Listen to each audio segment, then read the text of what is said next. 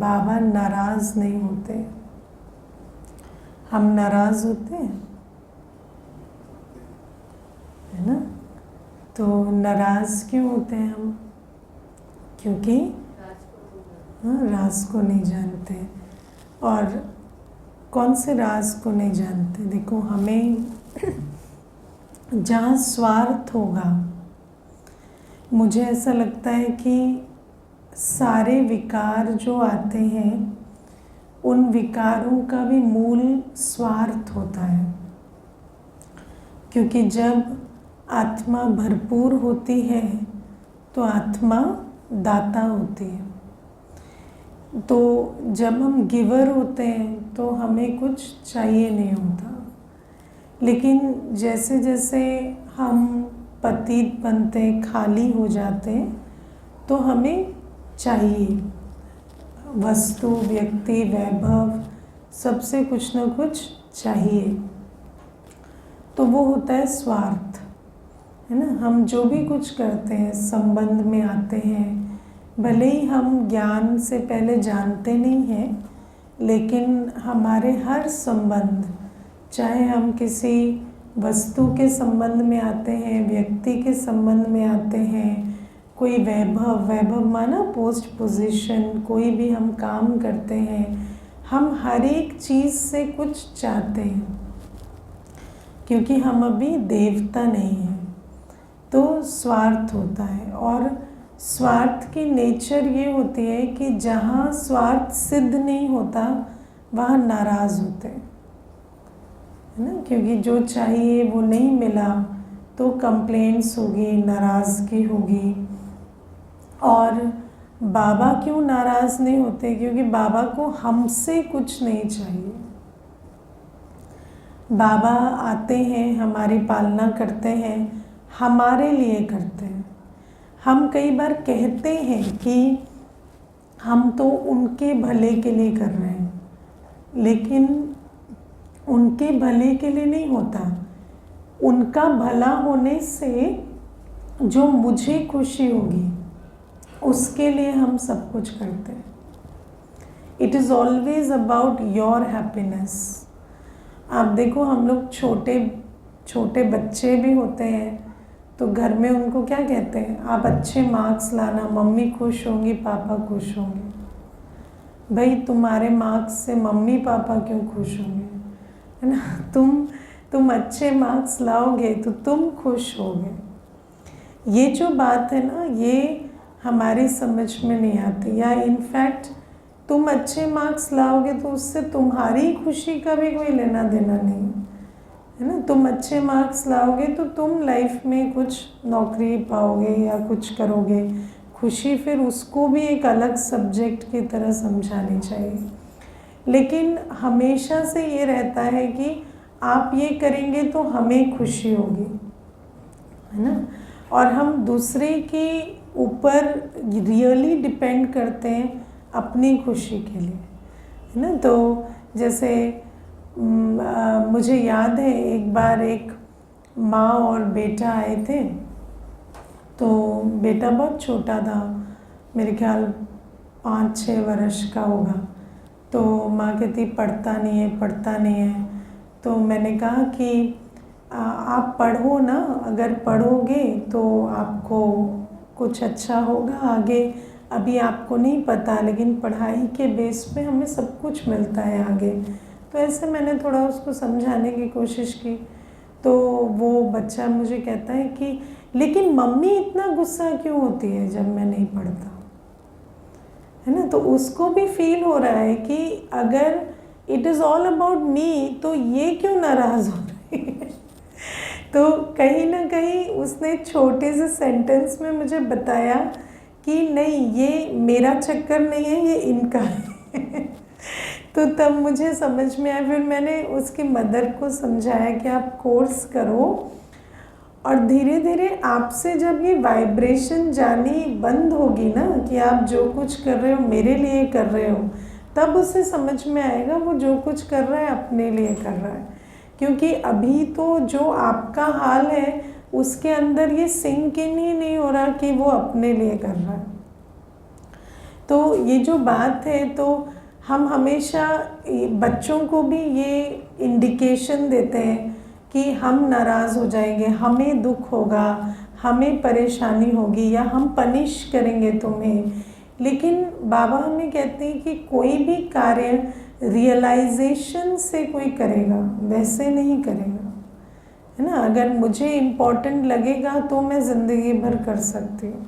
और ये जो जैसा हम सीखते हैं वैसा करते हैं, जैसे आज बाबा ने बच्चों की भी बात समझाई कि सब कुछ हम सीखते हैं धीरे धीरे। तो आगे हम भी क्या करते हैं, हम भी हर चीज़ में सोचते हैं हम ये इसके लिए कर रहे हैं, हम भी उसके लिए कर रहे हैं, और फिर होता स्वार्थ है, और जब वो पूरी नहीं होती तो हमें नाराज़गी होती है।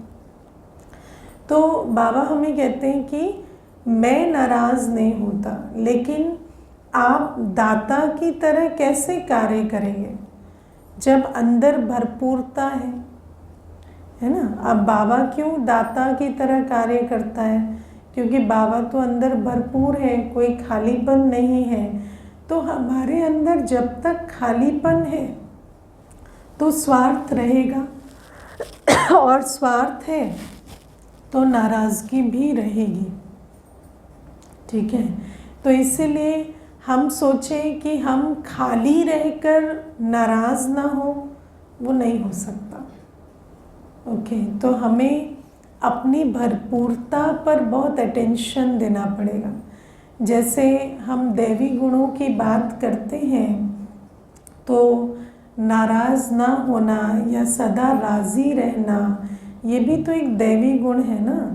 तो दैवी गुणों का जो बीज है वो आत्म अभिमानी स्थिति है। जब आत्मा बिल्कुल फुल स्टेट में होती है तो ये दैवी गुण आत्मा में इमर्ज रहते हैं, और जब आत्मा खाली है तो आत्मा कभी दैवी गुणवान नहीं हो सकती। कितना भी हम कोशिश करें, कितना भी हम अपने को प्लेज करें कि आज नाराज़ नहीं होंगे, लेकिन वो पॉसिबल नहीं है।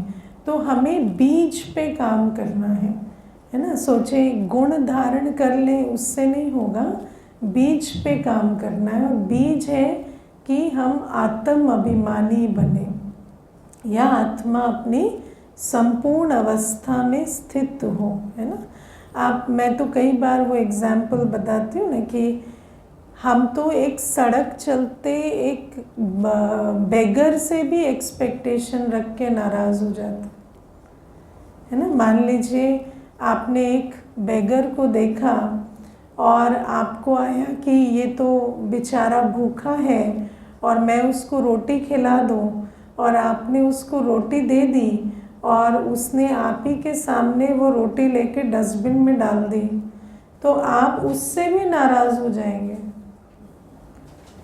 है ना। तो हमारा तो इतना बुरा हाल है कि हम किसी के लिए कुछ भी करते हैं तो हमें पता ही नहीं चलता कि इतनी एक्सपेक्टेशंस, आप सोचो एक बेगर से भी एक्सपेक्टेशन हो जाती है। कई बार हम कहते हैं एक्सपेक्टेशन क्या है, लेकिन अगर उसने नहीं खाया तो आपको तकलीफ़ हो रही है, तो एक्सपेक्टेशन तो है ना, इतनी तो है ना कि वो खाए। तो बाबा हमें कहते हैं कि लेकिन जो ज्ञान हमें मिला है उस आधार से हर एक आत्मा की अपनी यात्रा है, और जो भी कुछ चल रहा है ड्रामा अनुसार वो कल्प कल्प ऐसे ही चलता है, और वो तो आप पहले से नूंद है, तो उस चीज़ में हमें नाराज़ क्यों होना है। अब बाबा जैसे ज्ञान देते हैं तो कल्प कल्प बाबा ज्ञान देते हैं, लेकिन कल्प कल्प बच्चे भी नंबरवार उस ज्ञान को धारण करते हैं अपने ड्रामा के अनुसार। उसमें बाबा को क्यों उसको पर्सनली लेना है कि मेरा ज्ञान नहीं सुना या मेरी कहे हुए डायरेक्शन पर नहीं चला।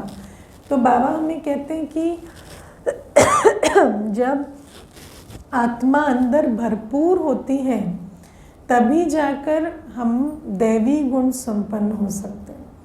अब भरपूर होने के लिए क्या करना होगा, बाबा की याद।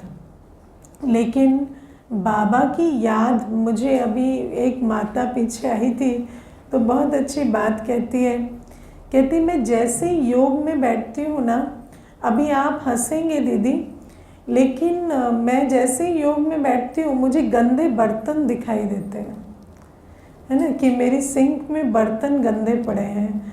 और मैं जैसे ही योग में बैठती हूँ मुझे ऐसे इतनी इरिटेशन सी होती है कि वो बर्तन गंदे पड़े हैं कि मैं उठ के उन बर्तनों को धोने लगती हूँ। और जब वो बर्तन धुल जाते हैं उसके बाद मैं योग में नहीं बैठती, उसके बाद कुछ और काम, कुछ और काम, कुछ और काम। तो कहती जब भी बैठती हूँ ये क्या है, मेरा बर्तन क्यों याद आते हैं मुझे। तो मैंने उनको कहा सारी जीवन बर्तन के बारे में सोचोगे तो जब साइलेंस में जाओगे तो वही याद आएगा ना। अब ये तो संस्कार है ना, आप किसी का अवगुण देख रहे हैं, आपको बर्तन याद आ रहे हैं, आपको कोई और काम याद आ रहा है, आपको पुरानी बात याद आ रही है, ये सब तो संस्कारवश हो रहा है ना, क्योंकि हमने वो संस्कार बनाए हैं। मैं कई बार आपको कहती हूँ ना, सोच, भावना, वृत्ति और कर्म, चारों के संस्कार हमने बनाए हैं। और हम जो भी कुछ करते हैं हमारी सोच भी संस्कारवश चलती। हम बैठे हैं तो हमें संकल्प भी वो आते हैं जो हमारा संस्कार है, हमारे अंदर भावनाएं हैं तो वो भी संस्कार के वश आते। तो जैसा हमने संस्कार बनाया है, जब आप बैठेंगे योग में तो वही संकल्प, वही भावनाएं, वही कर्म करते वृत्ति या वो जो कर्म के संस्कार बनाए हैं वही खींचेंगे, है ना।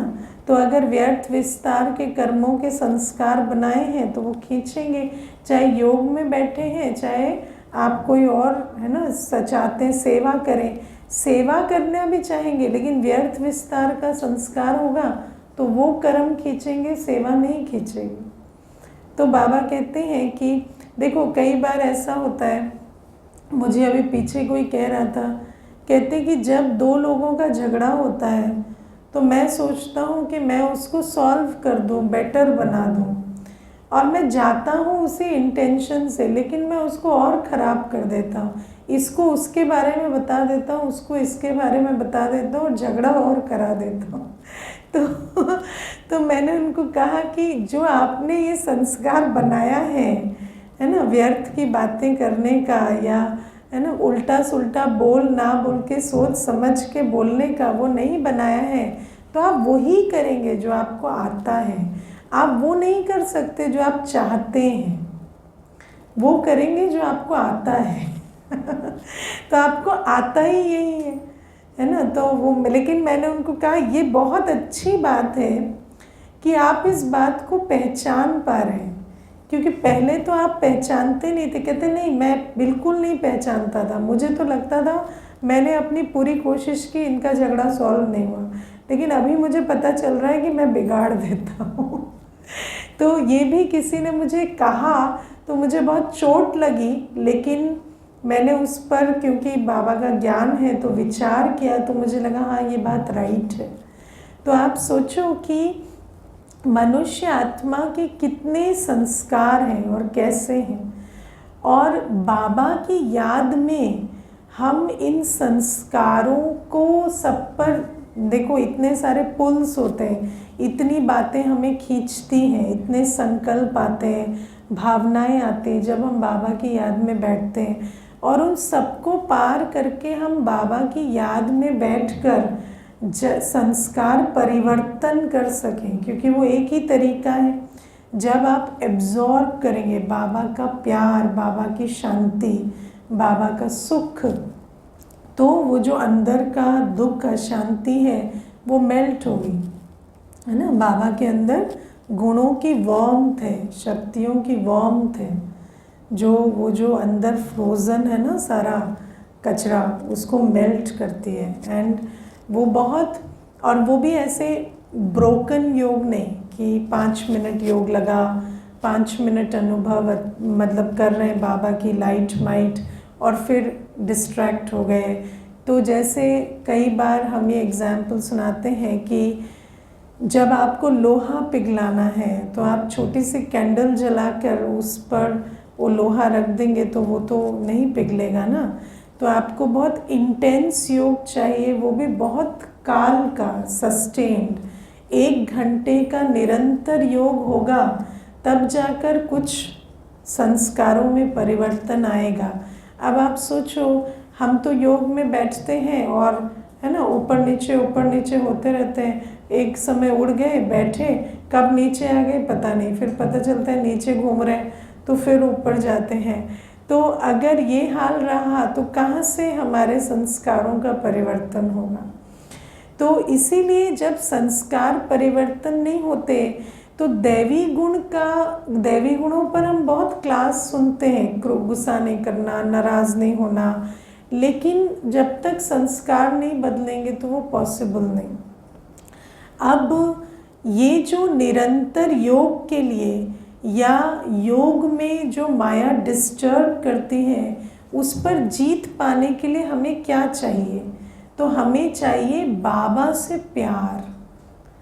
बाबा हमें ये बात कहते हैं कि जो लगन की अगन है वही सस्टेन जल सकती।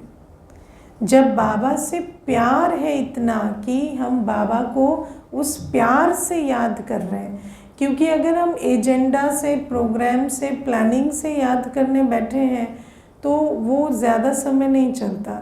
लेकिन बाबा से जब प्यार है तब हम बाबा की एक रस याद में रह सकते हैं। तो सारा जो इशू है वो बाबा से प्यार का है। अब आप देखो, बाबा से प्यार कब होता है? जब हमें बाबा से सर्व संबंधों का अनुभव होता है ना। यही मेरा बाप, टीचर, सतगुरु, माता, बंधु, सखा, स्वामी, शिक्षक, है ना, ये साजन, सर्जन और बच्चा है।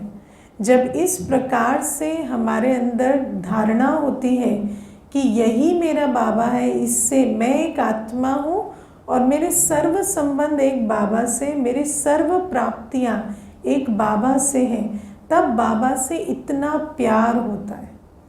क्योंकि कई बार हम ज्ञान तो सुनते हैं लेकिन हमें मैं आत्मा हूँ और मेरे सर्व संबंध एक बाबा से हैं और मेरी सर्व प्राप्तियाँ भी एक बाबा से हैं, वो नहीं होता। अभी भी हमारे अंदर देहाभिमान के कारण हमारे संबंध का भान या प्राप्तियों का भान जो है वो दुनिया में स्कैटर्ड होता है कि ये मेरा फलां है, ये ऐसा है, संबंध का सुख मुझे इससे मिलेगा, प्राप्ति मुझे धन से मिलेगी या किसी और चीज़ से मिलेगी। तो बाबा हमें कहते हैं जब तक ये बहुत घोटेंगे नहीं ना, बहुत विचार सागर मंथन चाहिए कि मैं वास्तव में सिर्फ एक आत्मा हूँ और मेरे सर्व संबंध एक बाबा से, है ना, सर्व प्राप्तियाँ एक बाबा से हैं। और फिर बाबा हमें ये भी कहते हैं, दूसरा नियम है, जहाँ हमारा धन होगा वहाँ हमारा मन होगा। तो अगर हम अपना तन और धन बाबा के यज्ञ में लगाते हैं तो उससे भी हमारा मन बाबा से जुड़ता है। क्योंकि जहाँ हमारे रिसोर्सेज जाते हैं वहाँ हमारा बुद्धि योग जुड़ता है ना। आप देखना, आप अगर किसी को समय भी दिए हैं, आज आप किसी को बैठकर 1 घंटा दे देते हैं तो कल आपको सोच चलती है कि कल उसको 1 घंटा दिया था, उसको कुछ लाभ हुआ या नहीं, वो ठीक है या नहीं, है ना। क्यों? क्योंकि जहाँ आपके रिसोर्सेज लगते हैं ना वहाँ से आपका बुद्धि योग जुड़ता है।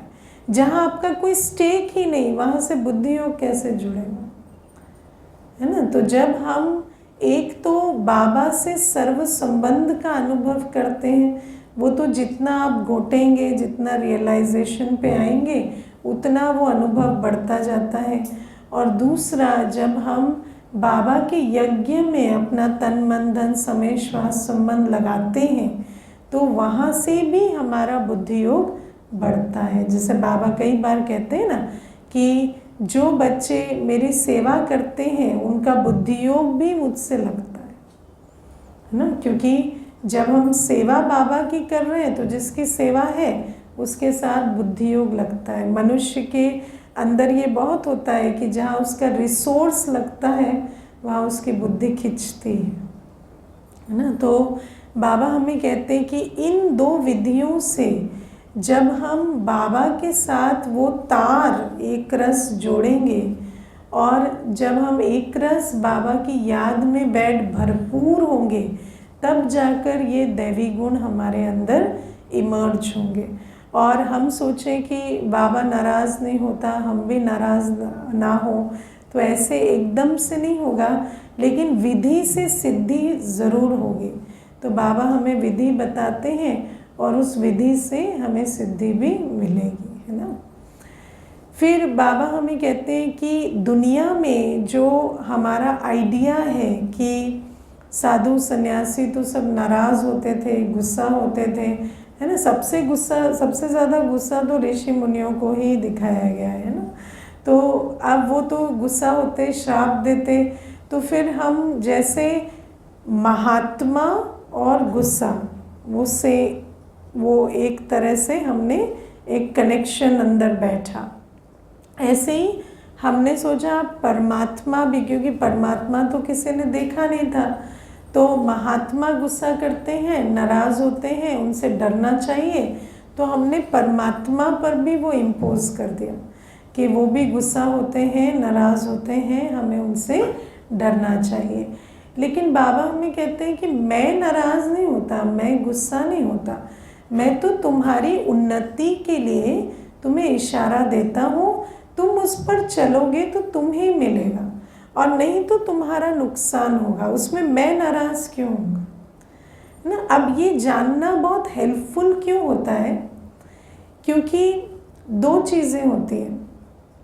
जब हमारा नुकसान होता है तो अपने कर्मों की वजह से होता है, लेकिन अगर हम ये मानते हैं कि नुकसान तो हुआ, साथ में भगवान भी नाराज़ हैं, तो उस समय जब हम अपने वीकेस्ट पॉइंट पे हैं, जहाँ पर हमारा नुकसान हुआ है, हमारे दिल टूटी है, हमें अच्छा नहीं लग रहा, हम लो वाइब्रेशन में हैं, उस समय हम बाबा को भी याद नहीं कर पा रहे, क्योंकि हमें लगता है अब भगवान भी नाराज़ बैठा है ना। जैसे आप देखो लौकिक परिवार में भी आज ये बातें आती हैं कि एक तरफ तो बच्चा गलती कर देता है, और गलती करने के बाद बच्चे को ऐसा लगता है कि सबसे नाराज़ तो मेरे माता पिता हैं, तो गलती करने के बाद वो माता पिता के पास नहीं जाता। क्यों नहीं जाता? क्योंकि उसको लगता है ये नाराज़ हैं, ये तो दुखी, गुस्सा करेंगे या ये पनिश करेंगे, तो वो किनके पास जाता है? जो उसकी गलती सुधारने की बजाय और बिगाड़ते हैं, है ना। इसीलिए बाबा हमें कहते हैं कि चाहे कोई भी भूल भी हो गई तो समझो कि हाँ मेरे द्वारा भूल हुई, तो उसकी जो सफरिंग है वो आएगी, लेकिन साथ में बाबा मेरे साथ खड़ा है। तो चाहे कोई भी चीज़ हुई है, कैसा भी बुरा घाव है, कैसा भी बुरा वुंड है ना, मैं अपने सर्जन को दिखा सकती हूँ, उसमें कोई शर्मिंदगी या कोई ऐसे डर की बात नहीं है कि बाबा भी मुझसे नाराज़ हो जाएगा या मुझे जज करेगा। तो जब हम इस बात को समझते हैं तो आप देखना, मैंने एक चीज़ ब्राह्मणों के मुख से भी सुनी है। कई बार क्या होता है कि बीके लाइफ में चल रहे हैं, कोई गलती हो गई है ना, क्रोधवश या कोई विकारवश कोई कर्म हो गया, तो सीधा क्या करते हैं, सीधा योग छोड़ देते हैं, मुरली में नहीं आएंगे, क्योंकि अपने आप को लगता है कि इस समय तो हमें बाबा पसंद नहीं करता होगा, है ना। लेकिन आप देखो कि जब कोई गलती हो जाती है तो आपको इमीडिएट योग में बैठना है। कैसा भी पाप कर्म भी हो गया ना, तो आपको योग में बैठना है, क्योंकि आपको परिवर्तन शक्ति तो बाबा से मिलेगी ना। और अगर हम बाहर भटकते रहें और योग ही ना करें, मुरली ना सुने, तो हमसे तो और गलतियां होंगी। तो योग कैसे? तो और फिर कई बार ऐसे भी कहते हैं कि जब हमारे से भूल हो गई और हम योग में बैठे, तो हमें अच्छा नहीं लग रहा था या हमें गिल्ट फील हो रहा था। तो वो गिल्ट आपको क्यों फील हो रहा है? क्योंकि आप यथार्थ बाबा की याद में नहीं बैठे हो। बाबा जो है जैसा है वैसा जानकर नहीं बैठे हो, आप अपने पुराने भक्ति के संस्कारों के आधार से बैठे हो कि बाबा तो मुझसे गुस्सा होकर बैठा है, या बाबा तो मुझे ऐसे देख रहा है कि यही नालायक है, बाकियों को भेजो, इसको वेट कराओ क्योंकि ये तो नालायक है, ये तो गलती करके आया है। तो इस प्रकार से हमारे जो भक्ति के संस्कार होते हैं उनको हम ज्ञान में सुपर इम्पोज करके और बड़ा कॉम्प्लिकेटेड बना देते हैं उसको। जबकि अगर आपसे कितनी भी बड़ी गलती हुई, आप जाकर बाबा की याद में बैठेंगे तो बाबा आपको शक्ति देंगे और उस गलती को परिवर्तन करने की भी जो एकदम फ्रेश, माना जैसे जैसे हुई है परिवर्तन कर दिया, तो संस्कार भी गहरा नहीं बनेगा। और बाबा हमें कहते हैं कि लौकिक जीवन में भी हमें ये धारणा रखनी चाहिए कि मानो किसी से गलती भी हुई तो हमारे से ये वाइब्रेशन ना जाए उनको कि हम नाराज़ हैं। क्योंकि कई बार हमें ये सिखाया जाता है, क्योंकि सारा ये जो डेवलपमेंट और भक्ति होती है तो उसमें ऋषि मुनि नाराज़ होते हैं, भगवान नाराज़ होते हैं, तो पेरेंट्स भी नाराज़ होते हैं, है ना। क्योंकि हमें वो सिखाया जाता है कि this is how you behave. या कई बार ऐसा भी कहते हैं कोई कि आप उनको ये इंडिकेशन दो कि मैं नाराज़ हूँ, है ना, बात मत करो, अवॉइड करो। लेकिन बाबा हमें कहते हैं नहीं, उनके प्रति जो भी आपको, मान लीजिए आपको लगता है कि ये सुख सुविधा उनको अभी नहीं देनी है तो मत दो, लेकिन नाराज़गी मत दिखाओ। वो जो प्यार है, स्नेह का कॉर्ड है। आप एक चीज़ मैं आपको बताती हूँ, हर आत्मा जब देहाभिमान में होती है ना तो उसको लगता है कि मैं कमज़ोर हूँ, सामने वाला बहुत स्ट्रांग है ना। इसीलिए तो हम कहते हैं ना, वो ईगो में रहते हैं, वो गुस्से में रहते हैं, लेकिन सामने वाला भी उतना ही कमज़ोर है जितने आप हो। तो कई बार जब आप किसी को वो वाइब्रेशन देते हो ना तो वो किनारा करने लगते हैं, वो फिर और दूर जाने लगते हैं। और जब दूर जाते जाएंगे, संबंध ही नहीं रहेगा, तो आप उन पर प्रभाव कैसे डालेंगे, है ना। आपको लगता है कि आपकी नाराज़गी को वो समझकर चेंज होंगे, उतनी शक्ति नहीं है।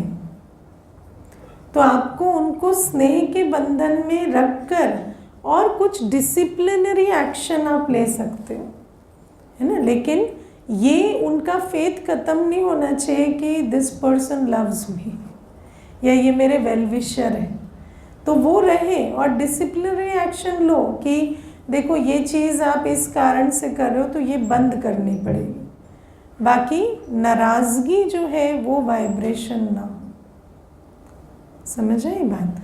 तो इस प्रकार से बाबा हमें समझाते हैं कि ना मैं नाराज़ होता हूँ और ना ही जो मेरे द्वारा पढ़ते हैं या मेरे बच्चे हैं उनको ऐसे नाराज़ होना, गुस्सा होना, ये वाले संस्कार बनाने चाहिए। तो ये पहली चीज़।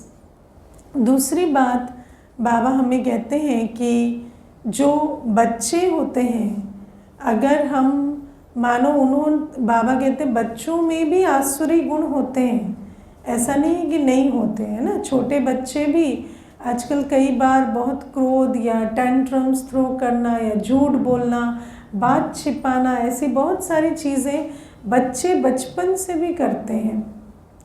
तो बाबा हमें कहते हैं जब ऐसा होता है तो वहाँ पर मारना नहीं है, क्योंकि अगर आप मारेंगे तो मारना भी सीखेंगे, है ना। और अगर आप देखें तो छोटे बच्चे स्पेशली वो तो सब कुछ माता पिता से सीखते हैं।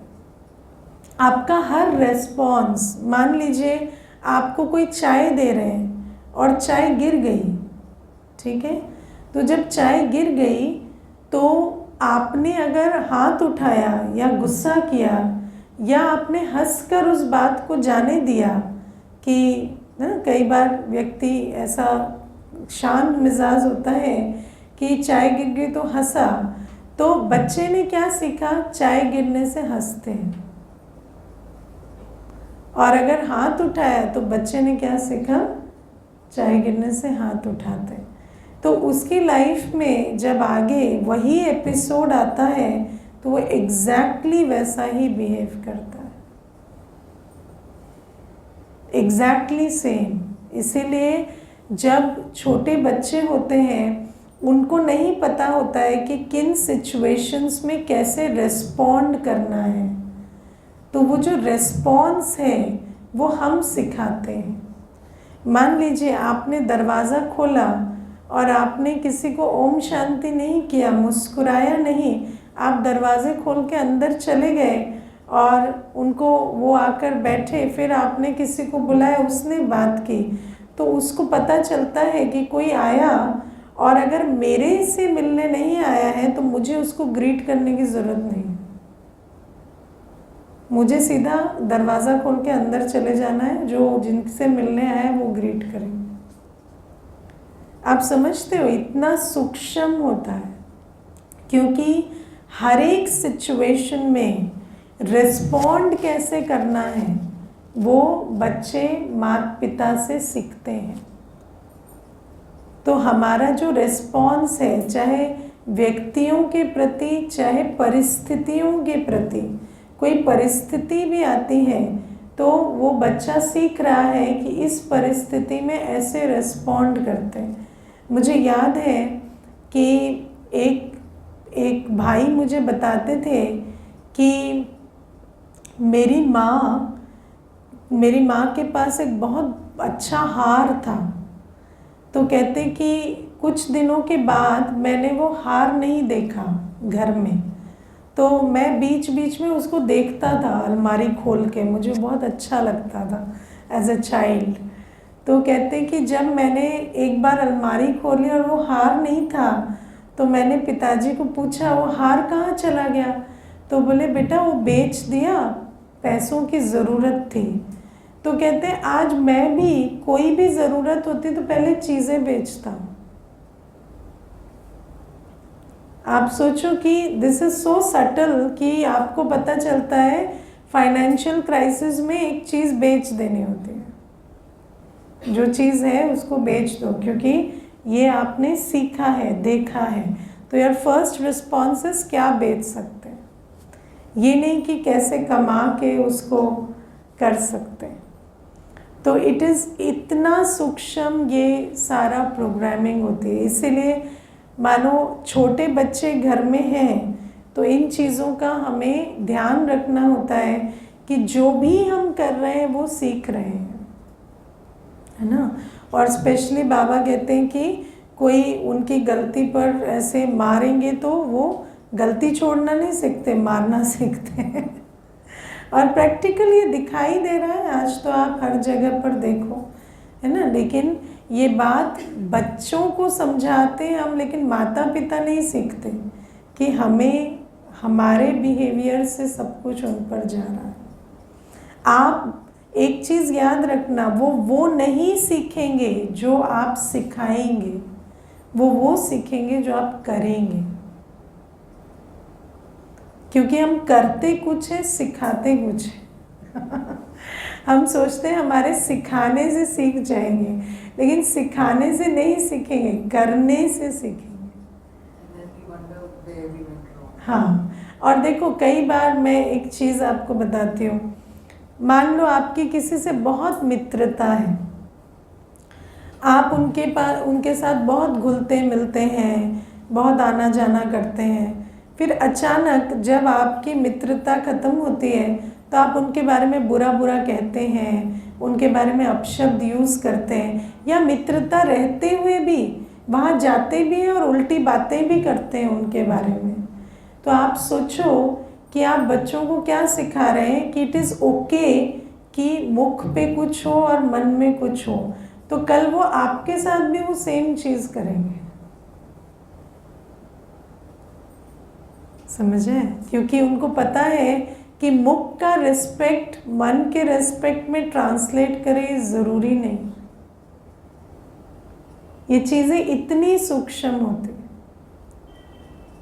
है ना। तो इसीलिए बाबा हमें कहते हैं कि जो भी हम कर रहे हैं, क्योंकि आप देखो मनुष्य कहता है कि हम है ना भगवान से भी जीत जाते हैं, बच्चों से हार जाते हैं है ना। तो जब हम कोई भी कर्म भगवान की श्रीमत के खिलाफ करते हैं तो वो भी हम उनको सिखाते हैं और फिर वो करेंगे तब तो हमें सीखना पड़ेगा ना।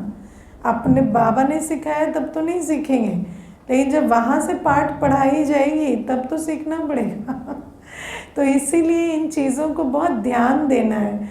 और फिर बाबा हमें ये भी कहते हैं कि अभी तो बाबा के जो हम बच्चे हैं, हमें ऐसे समझना है कि विश्व स्टेज पर हमें हर कोई देख रहा है, क्योंकि हम बाबा के शोकेस के शोपीस हैं।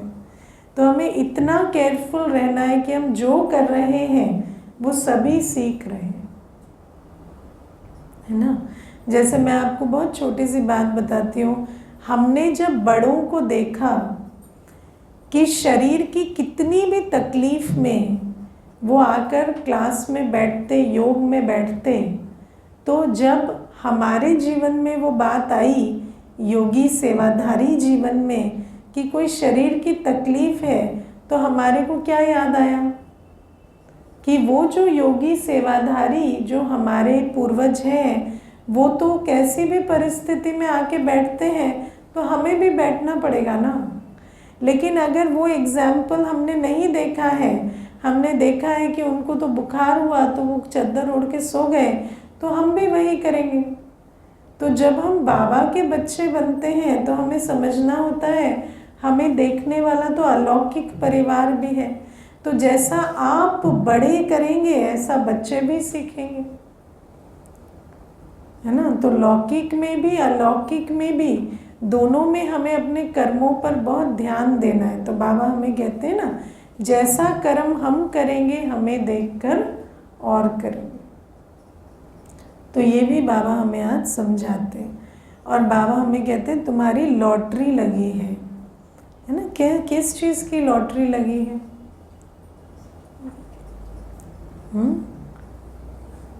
बाबा कहते हैं राजा बनना लॉटरी होती है ना।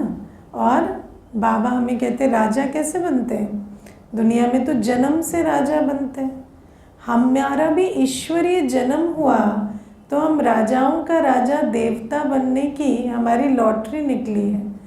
तो बाबा कहते हैं अब इस लॉटरी को लेना पड़े, है ना। लॉटरी निकल जाती है पर लॉटरी का पैसा लाने में बहुत मेहनत होती है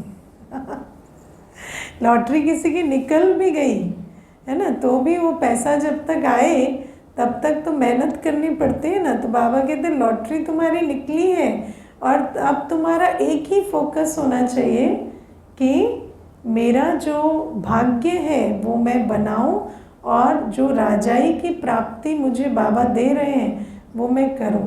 इस समय हमें टाइम वेस्ट करने का टाइम नहीं है ना। और लॉटरी कैसे निकलती है? लॉटरी हमारी निकली है क्योंकि बाबा आकर हमें वो पढ़ाई पढ़ा रहे हैं जिससे हम राजाओं का राजा बन सकते हैं। तो ये लॉटरी पढ़ाई की निकली है।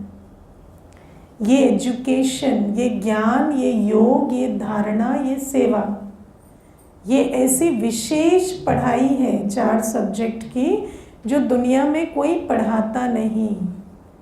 और इस पढ़ाई से हम राजाओं का राजा बनते हैं। तो बाबा कहते हैं हमारे पास 1 सेकंड भी वेस्ट करने का टाइम नहीं है, क्योंकि हमें तो ज्ञान स्वरूप, गुण स्वरूप, योगी और सेवाधारी बन अपना भाग्य की चाबी लगाकर, अपने पुरुषार्थ की चाबी लगाकर भाग्य का द्वार खोलना है। समझ आया? तो टाइम वेस्ट कौन करते हैं? जिनको अपने भाग्य की पहचान नहीं है, संगम युग की पहचान नहीं है। तो बाबा हमें कहते हैं कि अब हम टाइम वेस्ट नहीं करते। टाइम वेस्ट नहीं करते हो, है ना। तो समझना है कि ज्ञान, योग, धारणा, सेवा, ये 4 सब्जेक्ट की पढ़ाई ऐसी है कि अगर आप इसमें बिजी हो जाएंगे तो आपको टाइम नहीं मिलेगा। तो बाबा कहते हैं टाइम वेस्ट नहीं करना है और हमें पढ़ाई पर बहुत अटेंशन देना है, और ख़ास जो पढ़ाई का भी फाउंडेशन मुरली है वो कभी मिस नहीं करनी है। अब मिस नहीं करनी है माना रेगुलर भी रहना है, पंक्चुअल भी रहना है और अटेंटिव भी रहना है ना। सिर्फ क्लास में बैठने से नहीं होता। अगर हमें मुरली पूरी सुनाई नहीं देती, पूरी धारण नहीं होती बुद्धि में, तो हमें इतनी मेहनत करनी है कि मुझे आज की मुरली की सारी पॉइंट्स याद रहे ना। पहले तो मुझे मुरली याद रहे ना, है ना। कल मैं किसी को कह रही थी कि बाबा कह रहे थे मुरली में कि तुम्हारे बच्चे पोतरे कोई खाने को रहेंगे नहीं, और जो भी कुछ है तुम्हें इस समय भविष्य की कमाई में लगाएंगे। ऐसा कब कहा बाबा ने? तो मैंने कहा आपने मुरली नहीं सुनी? कहते नहीं सुनी थी। तो आप सोचो, सुनते हुए भी हम कहाँ सुनते हैं, है ना। कई बार तो कई पॉइंट्स हमें पता ही नहीं चलती कि आज मुरली में बाबा ने कही ना। तो हमें इतना पढ़ाई पर अटेंशन देना पड़ेगा कि हमें हर पॉइंट मुरली की याद रहे कि बाबा ये भी कह रहे हैं, ये भी कह रहे हैं ना। क्योंकि बाबा की मुरली में ज्ञान योग धारणा सेवा चारों से संबंधित अलग अलग पॉइंट्स होते हैं। तो उन सारी पॉइंट्स को हम बुद्धि में रखेंगे तब तो उसको अप्लाई करेंगे। तो बाबा कहते पढ़ाई मिस नहीं करनी। और माया भी, माया भले बहुत तंग करती है, लेकिन अगर हम बाबा की याद में हैं और बुद्धि का कांटा हमारा ठीक है तो माया कुछ नहीं कर पाएगी, हम समय सफल कर लेंगे, है ना। कई बार हमें कोई बताते हैं कि आज हमारा मूड ठीक नहीं था, तो मैंने कहा खराब मूड में सेवा कर लो। ऐसे भी कौन सा बैठने से आपका मूड ठीक हो जा रहा है? हेडेक है तो हेडेक में कर लो, है ना। बाबा के साथ बुद्धि योग है तो जैसी भी अवस्था है उसमें आपकी कमाई हो जाएगी, नहीं तो वही बात कारण बनेगी और आपका, है ना। जैसे कई बार मुझे याद है जब शुरू में हम मंथन कराने लगे तो क्या होता है, थोड़ा नई चीज़ में स्ट्रेस होने लगता है, क्योंकि मैंपन तो रहता ही है ना, तो इतना सरेंडर नहीं होता। तो जब मैं शुरू में मंथन कराने लगी, मतलब मैं कभी कभी भाई को कहती थी आज तो ना ऐसे सिर भारी सा हो रहा है, आज नहीं कराती हूँ, आज ना कुछ और करते हो, जाओ बातचीत करके आ जाओ, आज मंथन मत कराओ, आज ऐसे बातचीत करके आ जाना। तो मैं सोचती अच्छा ठीक है, बातचीत करने चले जाते हैं। तो बातचीत करने जब बैठते तो कुछ ना कुछ बुद्धि में आता, फिर बाबा बुद्धि भी खोलता, अवस्था भी ठीक कर देता, हेडेक भी ख़त्म हो जाता, है ना। तो बाबा कहते हैं कि इस प्रकार से हम बुद्धि योग बाबा से रखेंगे तो माया भले आएगी भी ना तो चली जाएगी, और माया करेंगे तो माया तो फिर अपना ऐसा रूप दिखाएगी जो सारा कुछ बंद करवा के घर बिठाई देगी। ठीक है, ओम शांति।